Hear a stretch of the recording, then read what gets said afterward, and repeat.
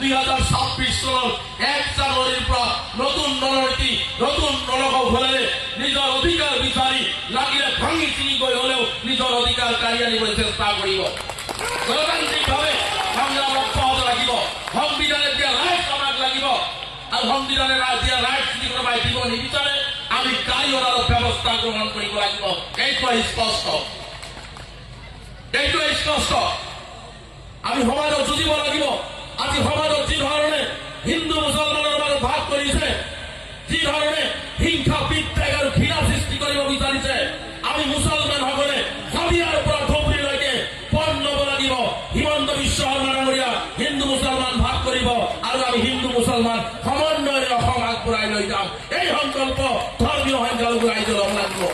মই শেষৰ ভাগত সমগ্ৰ অসমৰ ধৰ্মীয় সংখ্যালঘুক আহ্বান জনাইছো, তেওঁ যিমানেই ঘৃণাৰ দোকান খুলিব আমি সিমানেই মৰমৰ দোকান খুলিম, সিমানেই ভাতৃত্ববোধৰ দোকান খুলিম, সিমানেই শংকৰদেৱ গুৰুজনা, মাধৱদেৱ গুৰুজনা, আজান পিছৰ গুৰুজনাৰ সেই আদৰ্শ ৰকম আমি পুনৰাই ঘূৰাই আনিম। এই সংকল্প ধৰ্মীয় সংখ্যালঘু ৰাইজে ল'ব লাগিব।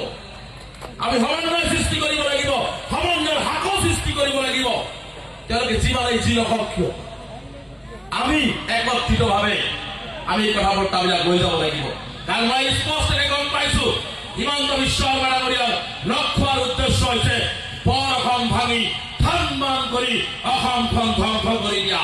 কিন্তু আমি সংখ্যালঘু সমাজে সিদ্ধান্ত ল'ব লাগিব তেওঁ পৰ অসম ভাঙি থান মান কৰিব বিচাৰিছে আৰু আমি পৰ অসম গঢ়িবৰ কাৰণে চেষ্টা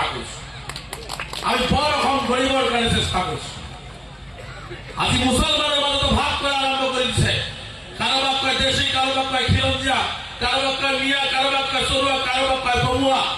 কিন্তু মই সমগ্ৰ অসমৰ ধৰ্মীয় সংখ্যালঘুসকলক শেষৰ কথা ক'ব বিচাৰিছো, হিমন্ত বিশ্ব শৰ্মা ডাঙৰীয়া এনেকুৱা এজন নেতা কোনো ধৰ্মীয় সংখ্যালঘুকে তেওঁ ভাল নাপায়, খিলঞ্জীয়া চাৰ্টিফিকেট দিয়া আমাৰ যিসকল সংখ্যালঘু ভাই আছিল তেওঁলোকক দিছে কি? মুখত চাৰ্টিফিকেটৰ কথা কৈ আকৌ কয় বাঘ হাজিৰ এটা কাল্পনিক চৰিত্ৰ, আজান পীৰ কাল্পনিক চৰিত্ৰ। মাননীয় হিমন্ত বিশ্ব শৰ্মা ডাঙৰীয়া বাঘ হাজৰিকা আছিল, আছে আৰু ভৱিষ্যতলৈকে থাকিব। আজান পীৰ চাহাব আছিল, আছে আৰু ভৱিষ্যতলৈকে প্ৰজন্ম অসমৰ সকলীয়া ৰাইজৰ মাজত ধৰ্মীয় সংখ্যালঘুৰ মাজত থাকিব। আপুনি যিমানেই নস্বাত কৰিব নিবিচাৰক আপুনি নস্বাত কৰিব নোৱাৰে।